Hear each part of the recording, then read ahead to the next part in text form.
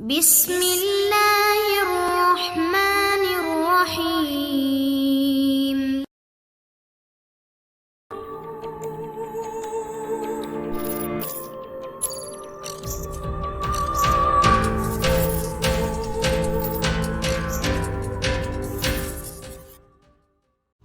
السلام علیکم دوستو، آصف نگری ناول بائے ایم اے راحت۔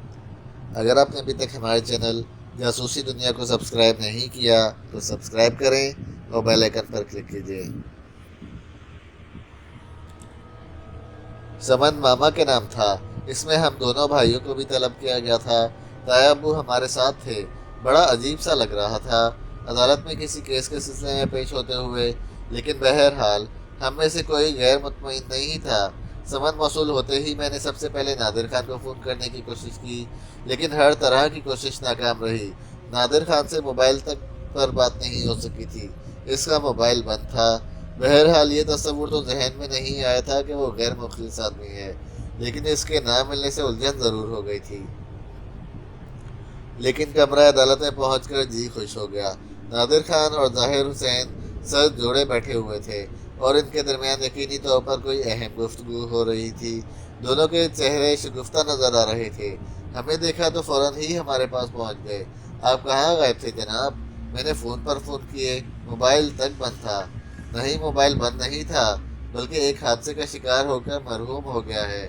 ہاں، تھانے البتہ نہیں جا رہا تھا، آؤٹ آف سٹی تھا، کچھ مصروفیت ہو گئی تھی، آج ہی واپس آیا ہوں۔ ہم کمرہ عدالت تک پہنچ ہی گئے۔ میں ظاہر حسین سے مخاطب ہوا۔ ہاں صاحب، اصل میں یہ سارے کام قدرت کے ہیں۔ قدرت کسی پر اس طرح انگشت نمائی کیسے قائم رہنے دیتی؟ ذریعہ پیدا ہوتا ہے اور یہ ذریعہ نادر خان صاحب بنے۔ نادر خان صاحب نے اس سلسلے میں جو محنت کی ہے، میں انہیں اس محنت کے لیے 10 مرتبہ سلوٹ کر چکا ہوں۔ یہ محنت یہ فرائض کی بجا آوری کے سلسلے میں کی جا سکتی تھی، نہ کسی لالچ کی بنیاد پر۔ یہ صرف قدرت کا عمل ہے جس نے انہیں اس طرح آپ لوگوں کے لیے موم کیا، اور انہوں نے امتیاز احمد مرحوم کی شخصیت کو داغدار نہیں ہونے دیا۔ میں، ماما اور تایا ابو حیرانی سے ظاہر حسین کو دیکھ رہے تھے، جن کا چہرہ جوش سے سرخ ہو گیا تھا۔ اس سے پہلے کہ ہم اس بارے میں کچھ اور گفتگو کرتے، جج صاحب چیمبر سے نمودار ہوئے اور عدالت میں موجود تمام لوگوں نے کھڑے ہو کر ان کا استقبال کیا۔ جج صاحب اپنی کرسی پر بیٹھ گئے، ہم لوگ بھی خاموش ہو کر بیٹھ گئے تھے۔ 2-3 چھوٹے چھوٹے مقدمات پیش ہوئے جن کے سلسلے میں تاریخیں وغیرہ دے دی گئی۔ اس کے بعد پیشکار نے ہمارا کیس پیش کیا اور جج صاحب اس کی ابتدائی فائل دیکھنے لگے۔ پھر انہوں نے کیس شروع کرنے کی اجازت دے دی۔ وکیل سردار علی بیگ کھڑے ہو گئے اور انہوں نے کہا، حضور والا، اس جائیداد کی تقسیم کا تنازع ہے۔ مرحوم امتیاز احمد کا تعلق پاکستان ہی سے تھا۔ وہ زمیندار تھے اور اپنے بھائیوں کے ساتھ زندگی بسر کر رہے تھے۔ پھر کچھ وجوہات کی بنا پر وہ ملک سے باہر چلے گئے، کچھ عرصہ لندن وغیرہ میں رہے اور اس کے بعد بحرین میں سیٹل ہو گئے۔ انہوں نے باہر رہ کر خوب کمائی کی اور وہیں شادی بھی کر لی۔ ان کی بیگم محترمہ افشاں خاتون سے 3 بچے پیدا ہوئے جو ماشاءاللہ اب جوان ہو چکے ہیں۔ مرحوم امتیاز احمد خان پاکستان آتے جاتے رہے اور یہاں انہوں نے اپنے زبردست اثاثے بنائے۔ کچھ عرصے قبل ان کی موت واقع ہو گئی، جو غیر طبی موت بھی کہی جا سکتی ہے۔ اس سلسلے کی تفتیش ختم ہو چکی ہے اور اس موت کے لیے کسی کو ذمہ دار قرار نہیں دیا جا سکتا، چنانچہ یہ فائل بند ہو گئی۔ مرحوم چونکہ پاکستان آتے رہتے تھے، غالباً انہوں نے یہاں قیام کے لیے خفیہ طور پر ایک شادی کر لی۔ یہ شادی محترمہ ہما خاتون سے کی گئی تھی اور تقریباً 10 یا 11 سال پہلے ہوئی۔ ان کے بھی 3 بچے ہیں، 2 بیٹے اور 1 بیٹی۔ اور اب جب کہ جائیداد کی تقسیم کا مسئلہ سامنے آیا تو اس کے لیے ہما خاتون نے بھی اپنے حصے کا مطالبہ کر دیا، جبکہ محترمہ افشاں خاتون اس بات کو تسلیم نہیں کرتی کہ مرحوم نے یہاں شادی کی تھی۔ اگر وہ اس بات کو تسلیم کر لیتی تو جائیداد کی تقسیم کا تنازع مختلف ہوتا، لیکن وہ اس بات کو تسلیم کرنے کے لیے تیار نہیں ہیں، اور ان کے وکیل صاحب نے اس بات کو چیلنج کیا ہے کہ مرحوم کی شادی کے سلسلے میں جو ثبوت دیے جا رہے ہیں وہ جعلی ہیں۔ میں عدالت عالیہ سے درخواست کرتا ہوں کہ محترمہ ہما خاتون کو ان کا جائز حق دلوایا جائے، جو ان کاغذات کی روشنی میں مکمل طور سے بنتا ہے۔ یہ کہہ کر سردار علی بیگ نے ان تمام ثبوتوں کی فائل جج صاحب کو پیش کی اور جج صاحب ان کا مطالعہ کرنے لگے۔ اسی وقت کمرہ عدالت میں سرفراز بھائی داخل ہوئے۔ انہوں نے نگاہ چاروں طرف ڈالی اور پھر خاموشی سے آ کر ہمارے برابر کرسی پر بیٹھ گئے۔ اس وقت طاہرہ خانم کا منحوس سایہ ان کے ساتھ نہیں تھا۔ انہوں نے گردن خم کر کے ماما اور ظاہر حسین کو سلام کیا تھا، لیکن اس سلام کا جواب انتہائی سرد موہری سے دیا گیا۔ جج صاحب ان کاغذات کا تجزیہ کر رہے تھے اور کمرہ عدالت میں خاموشی طاری تھی۔ جج صاحب نے ایک نگاہ فائل کو دیکھا، پھر بولے، افشاں خاتون کے وکیل صاحب کا کیا موقف ہے؟ ظاہر حسین صاحب کھڑے ہو گئے اور بولے، محترم اعلیٰ، میں مرحوم امتیاز احمد صاحب کے بارے میں یہ صفائی پیش کرنا چاہتا ہوں کہ مرحوم انتہائی اعلیٰ کردار کے مالک، اپنی بیگم اور بچوں سے مخلص انسان تھے۔ محترمہ افشاں خاتون کا موقف ہے کہ مرحوم کبھی ان کے اعتماد کو نہیں توڑ سکتے۔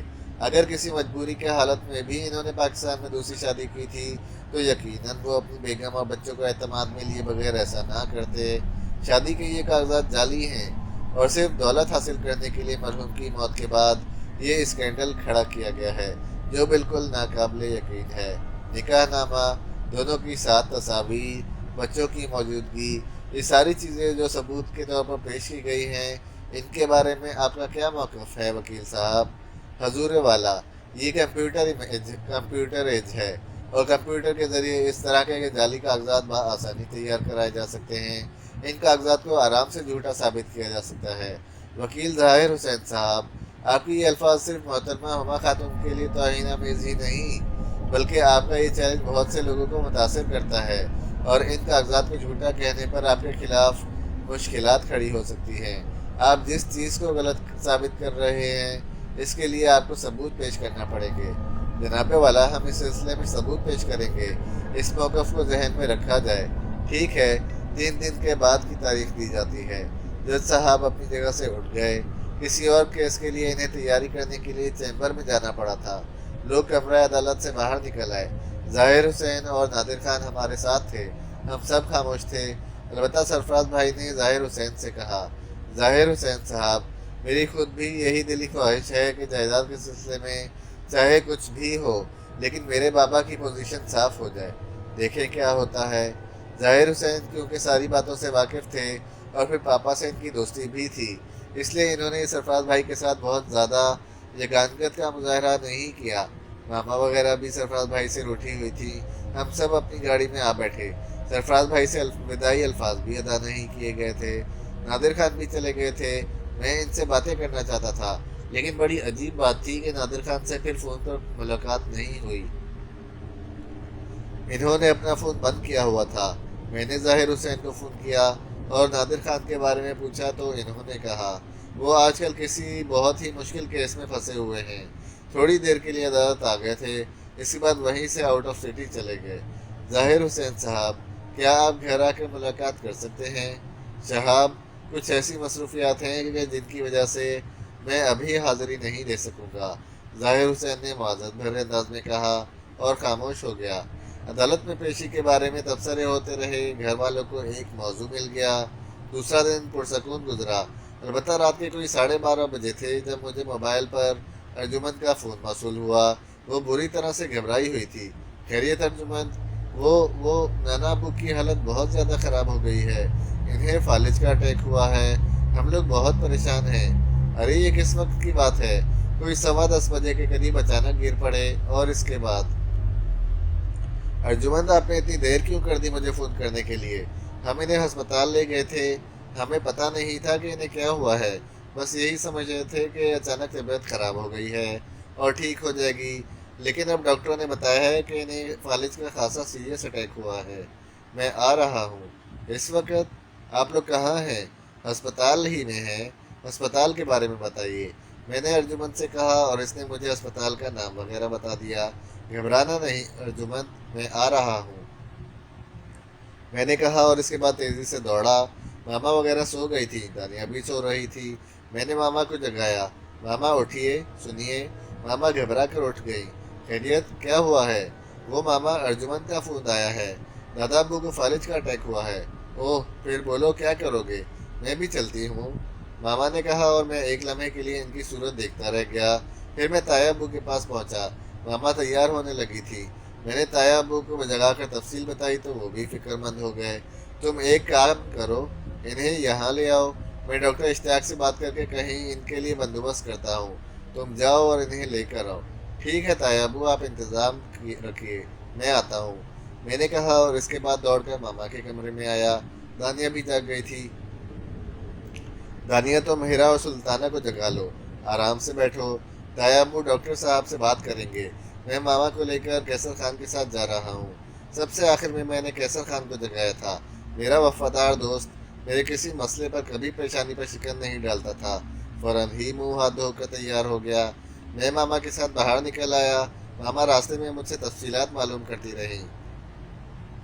کیسر خان اس وقت اس قدر قیمتی انسان بن گیا تھا میرے لیے کہ میں بیان نہیں کر سکتا۔ وہ زبردست رفتار سے گاڑی چلا رہا تھا اور اس میں کوئی شک نہیں کہ پہلے بھی مجھے اس کی مہارت کا اعتراف تھا، لیکن اس وقت اس نے جو ڈرائیونگ کی وہ ناقابل یقین تھی۔ اس نے میری شاندار قیمتی گاڑی کو ہوائی جہاز بنا رکھا تھا، اور یہ گاڑی کی بھی کوالٹی تھی کہ وہ کسی مشکل میں پھنسے بغیر دوڑی چلی جا رہی تھی۔ ہم لوگ ساہیوال پہنچ گئے اور کچھ دیر کے بعد اسپتال میں داخل ہو گئے۔ سمن آرا بیگم، نگہت آنٹی اور ارجمند باہر لابی میں موجود تھے۔ ہمیں دیکھ کر دنگ رہ گئے۔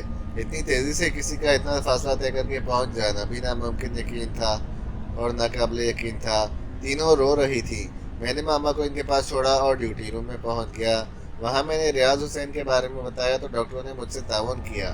ان کی حالت بہتر نہیں ہے، ہم کوشش کر رہے ہیں لیکن پر امید نہیں ہیں۔ میں انہیں لاہور لے جانا چاہتا ہوں۔ آپ ان کے کون ہیں؟ پوتا ہوں، لاہور سے آیا ہوں ابھی بھی۔ ان کی فیملی سے رجوع کر لیا ہے آپ نے؟ جی ہاں، میری مدر ان کے پاس موجود ہیں۔ ہمارے پاس اتنے وسائل نہیں ہیں کہ ہم ان کا مؤثر علاج کر سکیں، لیکن آپ انہیں اپنے رسک پر لے جائیں گے اور اس کے لیے آپ کو ایک فارم پر دستخط کرنے ہوں گے۔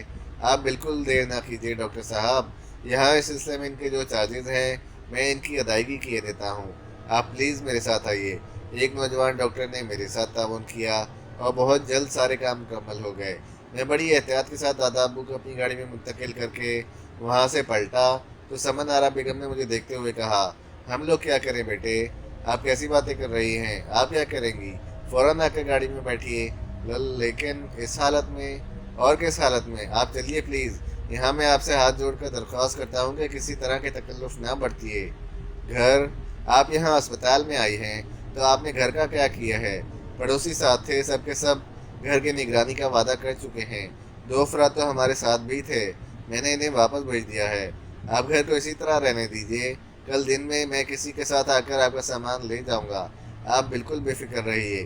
نگہت آرا نے عجیب سی نگاہوں سے مجھے دیکھا، غالباً یہ سوچ رہی تھی کہ اس دور میں اتنا کون کس کے لیے کرتا ہے، لیکن سمن آرا بیگم نے آمادگی ظاہر کر دی تھی۔ ارجمند بالکل خاموش تھی اور چپکے آنسو بہا رہی تھی۔ میں نے کیسر خان سے کہا، کیسر خان، گاڑی کی سپیڈ وہی رکھو جس سپیڈ سے ہم آئے ہیں، آپ بے فکر رہو صاحب۔ تھوڑا فاصلہ طے کرنے کے بعد میں نے تایا ابو سے رابطہ قائم کیا۔ یہ فون میں نے دانیہ کے فون پر کیا تھا۔ دانیہ نے فوراً ہی فون تایا ابو کو دے دیا۔ ہاں تم بالکل بے فکر ہو کر آ جاؤ۔ کیا حالت ہے ان کی؟ حالت بہتر نہیں ہے۔ آپ نے ڈاکٹر اشتیاق سے رابطہ قائم کر لیا؟ ہاں، انہوں نے ایک ہسپتال میں فوری بندوبست کر دیا ہے، تم سیدھے ہی ہسپتال پہنچو گے۔